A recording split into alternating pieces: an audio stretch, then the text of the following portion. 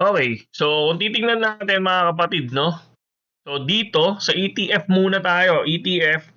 So positive ang inflow natin ng 167. Bakit? Bumili si BlackRock and Fidelity. Pero, no? Easy lang kasi kung titingnan nyo, no? Si BlackRock and Fidelity mas malaki yung nilabas nila. 'Di ba? Ganun din sa Ethereum. Malaki ang nilabas nila dito. So ngayon, tingnan nyo, nagbebenta sila ng Ethereum. So ngayon, bumili ulit sila ng USD. No, ay ng ano ng Bitcoin. Pero kung mapapansin nyo, hindi ganun kalaki. Yes, 109 si BlackRock, pero mas malaki pa rin yung inilabas niya nung nakaraan. 'Di ba?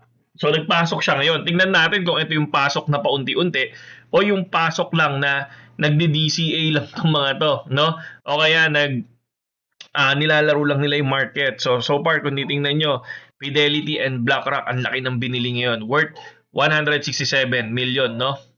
Okay? So next, check natin ngayon, Bitcoin. So ito yung TA natin kahapon, possible umakyat dito, umakyat naman. Tama? So ngayon, pag yan hindi na break, no? I think baka pwedeng mag-fall dito ulit yan sa 65. Ngayon, kung titingnan din naman natin ulit, no? Pag ito naman na break, possible pumunta yung market dito sa 74 ulit. At kapag pumunta yan dyan ulit, no? Na break to, possible lumipad. Or possible mag 4 hours McDonald. Okay? So 4 hours McDonald pwedeng bumagsak yan. So pero pag ito pumunta dito at hindi to na break, possible mag W pattern naman.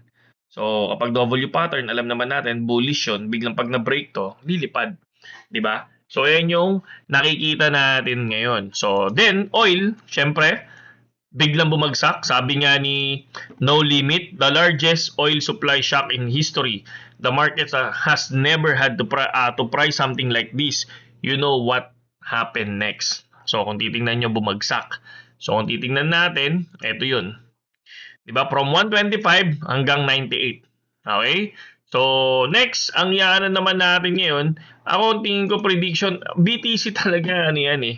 Hindi, talagang yes, may mga war tayo ngayon, ganyan-ganyan. Sumusunod lang talaga yan kasi nga, nasa cycle eh. Di ba ako naniniwala talaga ako sa cycle eh.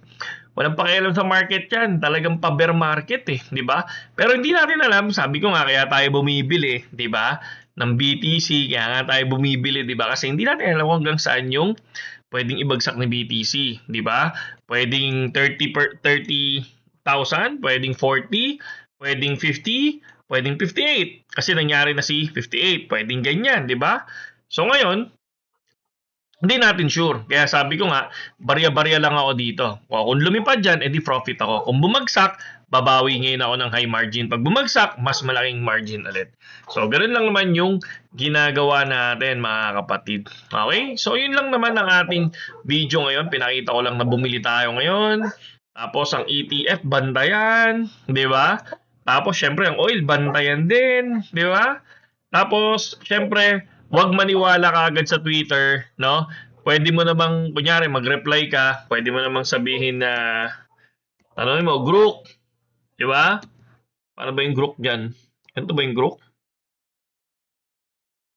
Ito ba yung Grook? Kalimutan ko na yung Grook. So, pwede ka mag-type ng Grook, tanongin mo kung totoo yan, tapos magre-reply siya sa'yo. Parang chat GPT na hindi totoo yan. Parang ganun. Okay? Limutan ko spell ng Grook eh.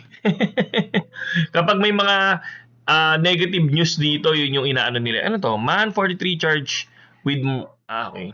So, hindi naman yan. Okay. So, yun lang AGX. At sa mga gusto ng Telegram, sa mga group, gusto sumali sa group namin ng Telegram, pasok lang kayo dyan sa link natin sa description. And kung wala pa kayong Bitonix and BitGet, no?